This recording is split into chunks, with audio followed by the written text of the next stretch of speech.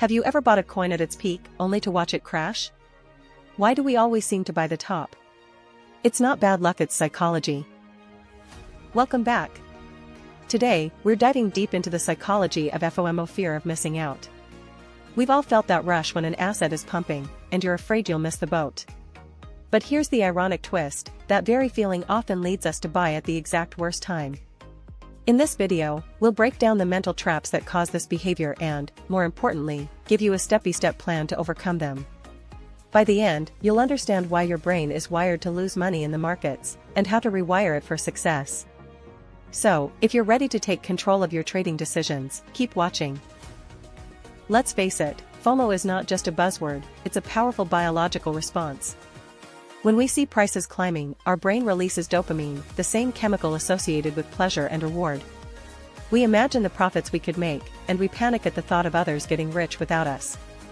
This fear of missing out triggers the same neural pathways as a survival instinct. It's like our brain is saying, act now or starve. But in the modern financial world, that instinct is a liability. The problem is twofold. First, we tend to anchor to the current price, thinking it will only go higher. Second, we compare ourselves to others, especially on social media, where everyone posts their gains but hides their losses. This creates a distorted reality where it seems like everyone is making money except you. So, you capitulate and buy at the peak, right when the smart money is selling. Then, the inevitable correction happens, and you're left holding a bag of regret. This cycle repeats because we don't learn from our emotional decisions, we just repeat them.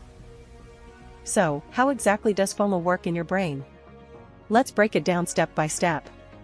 First, there's the trigger. It could be a sudden price surge, a news headline, or a friend bragging about their profits. Your attention locks onto it, and you start to feel anxious.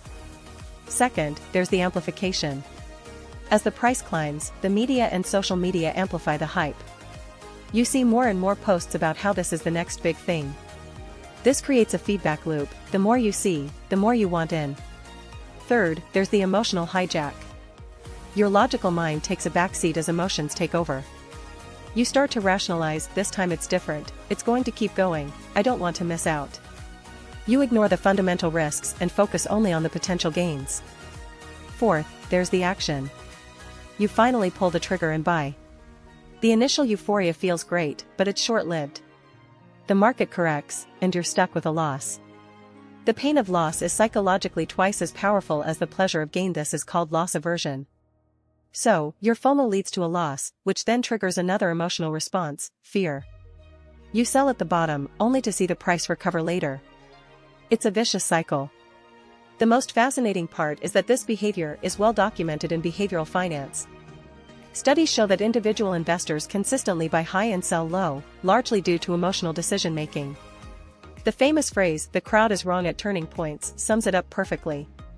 When everyone is buying, it's usually the top. When everyone is selling, it's usually the bottom.